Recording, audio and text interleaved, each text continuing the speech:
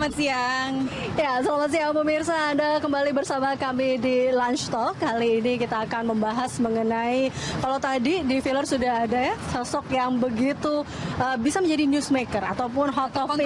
Kontroversial ya. Ya. Kali ini kita akan membahas mengenai Ahok inspirator pemimpin muda bersama saya Eliza Hasan. Dan bersama saya Naksiti Lestari. Kita akan bersama dengan dua orang narasumber saat ini. Namun sebelum kita memulai dialog kali ini, kita akan lihat dulu cuplikan berikut. Kalau mau dibilang lebih penting lagi, misi apa yang pertama? Bereskan birokrasi. Jadi kita pejabat harus punya hati yang melayani. Makanya birokrasi harus dibereskan. Bereskan birokrasi gimana caranya? Cuma 3 caranya. 1, pecat. 2, pecat. 3, pecat. Gitu ya kira-kira. Kalau nggak beres, pecat. Nah itu aja. Beresin birokrasi. Sampai yang baik, yang jujur muncul. Itu aja. Ya. Ini sebelum kita mulai perbincangan, ini dulu kali ya Pak ya. Mau pesan minum apa dulu nih sebenarnya? Supaya adem. Adem dulu nih, karena kita mau ngomong yang panas-panas ya. Apa ya? Saya kopi deh. Oh, kopi. Oke. Berarti bisa kopi dan teh biar menghangatkan hari ini ya. Baik. Sudah itu saja. Thank you. Oke. Baik. Terima kasih.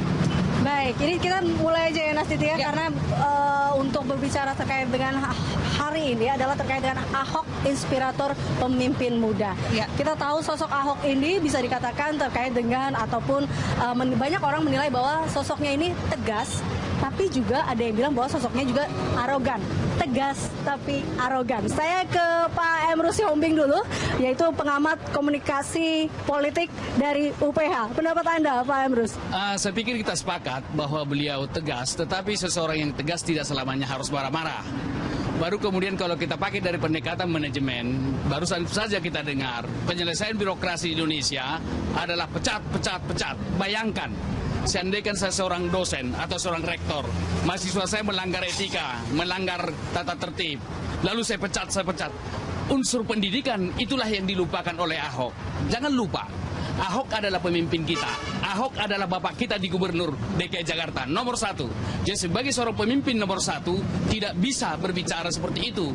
Harusnya unsur edukasi dikedepankan.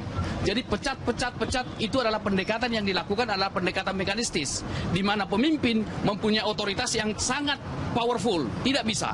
Pada zaman sekarang adalah zaman yang sifatnya dialektika antar berbagai komponen, termasuk antara pemerintah dengan rakyat. Tidak bisa langsung pecat.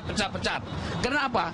Kalau dilakukan pecat seperti itu namanya adalah dia menggunakan powerful. Tidak bisa. Sementara dasar negara kita adalah musyawarah untuk mufakat. Ya. Tapi Pak Emrus, kalau Anda melihat gaya kepemimpinan atau gaya komunikasi Pak Ahok di sini, Anda sudah kan Jakarta.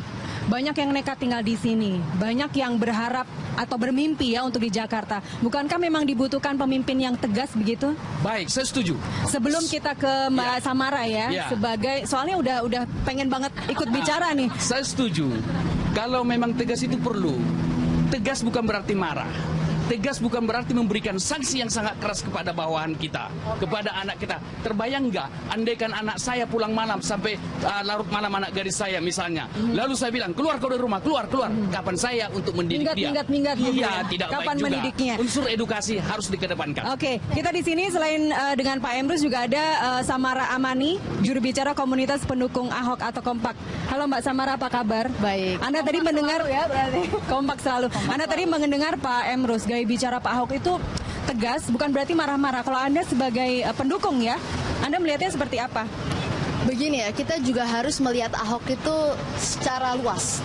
Kita tahu di era Jokowi Ahok dan sekarang diteruskan oleh Pak Ahok, itu ada yang namanya lelang jabatan. Sehingga yang namanya birokrasi, walaupun dia itu di tingkat bawah, dia punya kesempatan untuk naik ke atas.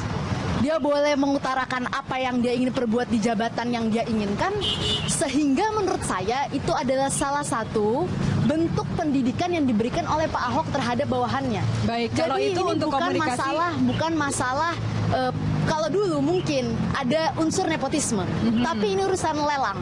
Lelang ini semua bisa naik ke atas. Apakah Pak Ahok bilang pecat itu salah?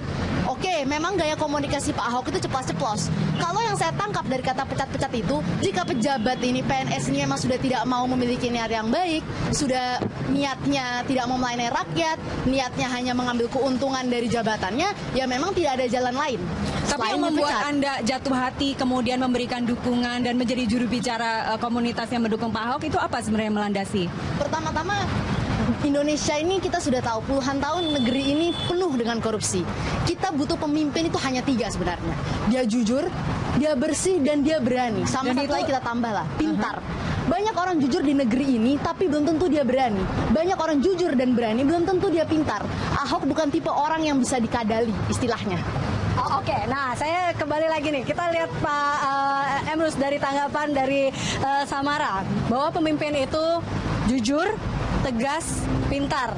Nah, kita lihat memang beberapa warga ataupun pihak mengatakan ini ada di sosok Ahok atau di sosok Bapak Basuki Cahayapurnama ini. Ya. Nah, tapi ada juga yang mengatakan kayak tadi di awal bahwa sebenarnya ya kalau ceplos-ceplos tapi jangan marah, atau ada kita katakan ada etikanya juga di sini. Nah, ini tanggapan Anda seperti apa? Mungkin fenomena pro dan kontra ini selalu terjadi. Justru itulah saya setuju syarat yang disebut, tetapi harus ada lagi syarat yang ketiga, yaitu etika. Mohon maaf, saya harus katakan perbedaan manusia dengan ciptaan Tuhan lainnya, termasuk yang di kebun binatang sana, adalah etika. Ketika manusia tidak punya etika, tidak punya sopan santun, apa beda kita dengan ciptaan Tuhan lain? Jadi 3 unsur itu dia miliki, ditambah dengan sopan santun dan etika. Kalau itu dimiliki, saya kira dia sempurna. Oleh karena itulah bahwa di dalam penyampaian pesan-pesan komunikasinya, Ahok harus diwarnai dengan etika seperti itu. Misalnya contoh kita melihat memarahi bawahannya di depan di shooting di suatu TV atau katakanlah video lalu diupload, tidak baik.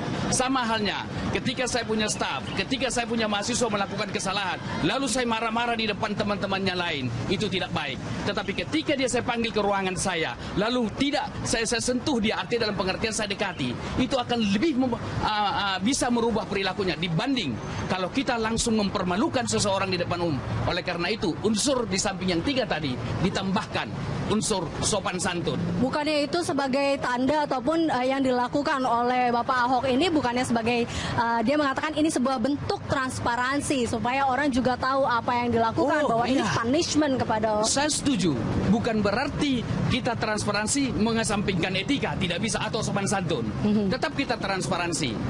Saya pikir Joko Widodo termasuk pemimpin yang sopan. Kenapa tidak merujuk ke sana? Bukankah Jokowi termasuk tokoh yang transparansi juga, tetapi penuh sopan santun, penuh etika. Nah, itu maksud saya bahwa 3 unsur tadi ditambah dengan sopan santun, maka menurut saya Ahok akan menjadi pemimpin yang baik. Tetapi ketika dia mengesampingkan etika, saya pikir perbedaan manusia dari ciptaan Tuhan lain adalah persoalan di etika.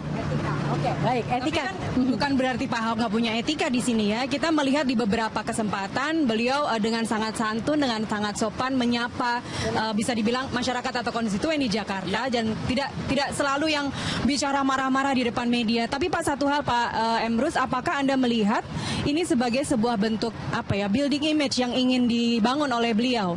Saya kira iya, bisa saja kita membangun image gitu ya. Tetapi image yang kita bangun adalah sesuai dengan etika yang berlaku di negara kita, menghormati orang, menghargai orang. Ada seorang tokoh di Republik ini, Bu. Kalau boleh saya katakan Menteri Kofifa Indra Parwangsa. Begitu kita berkomunikasi dengan dia, kita berhadapan dengan dia, sorotan matanya itu memberikan suatu pengakuan terhadap kita, tidak menganggap rendah terhadap orang lain. Pak Emrus tadi begitu dikatakan maaf, pecat, itu menganggap manusia lain itu adalah rendah. Kedua, pendekatan semacam ini dari pola kepemimpinan disebut otoritas atau otoriter. Artinya menganggap manusia di bawahnya itu lebih bodoh dari dia. Tidak bisa. Karena kadang-kadang sebagai pemimpin yang baik harus melibatkan semua bawahannya, mengajak diskusi berdialektika sehingga ada ditemukan suatu solusi-solusi yang terbaik. Nah, Pak Emrus, tapi kalau kita lihat ya tadi dari tanggapan kalau kita sempat memutar apa yang dikatakan oleh Pak Ahok, itu ada lanjutannya. Dia katakan bahwa pecat ada 3 caranya untuk memberikan birokrasi yang bersih. Itu yang diharapkan, yang diinginkan ataupun ini yang menjadi salah satu keinginan dari Kompak kompak ya. Kompak mengatakan bahwa Ahok ini memang tegas. Salah satu ada tadi pecat, Saya setuju, tegas. 3 cara itu. Saya Wah, setuju. pecat sampai akhirnya menemukan satu sosok yang jujur. Dari kejujuran itu muncul dengan adanya orang-orang yang setelah dipecat ini hilang, muncullah orang-orang yang baru lagi.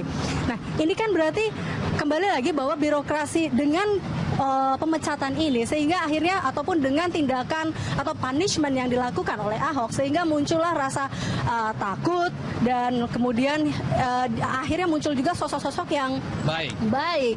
Dan nggak mau Yang coba-coba nggak mau lagi. coba-coba gitu. Kalau memang seseorang bekerja, bertindak atas dasar takut, itu berbahaya. Kenapa? Kreativitas tidak muncul, inisiatif tidak muncul. Tertekan. Jadi oleh karena itu, rasa takut harus kita hilangkan. Jangan karena menerima ancaman, seseorang takut, maka dia akan bekerja secara seperti robot. Dia akan bekerja sebagai mesin. Padahal sebagai manusia, kita butuh kreativitas, kita butuh inisiatif. Pemimpin tidak Superman. Kadang-kadang ada sesuatu masukan dari bawahan kita. Baik. Jadi kita baru sadar ketika bawahan kita mengingatkan kita. Ya. Ya, Demikian. nah, Samara nih kalau dilihat seperti apa dulu tanggapan dari Samara. Pak Emrus mengatakan bahwa ya nggak boleh kayak gitu, harus ada etika. Kalau dari Samara melihat sosok Ahok ini seperti apa? Tapi jawabannya ditahan dulu. Oh, oke. Kita break dulu ya. Oke.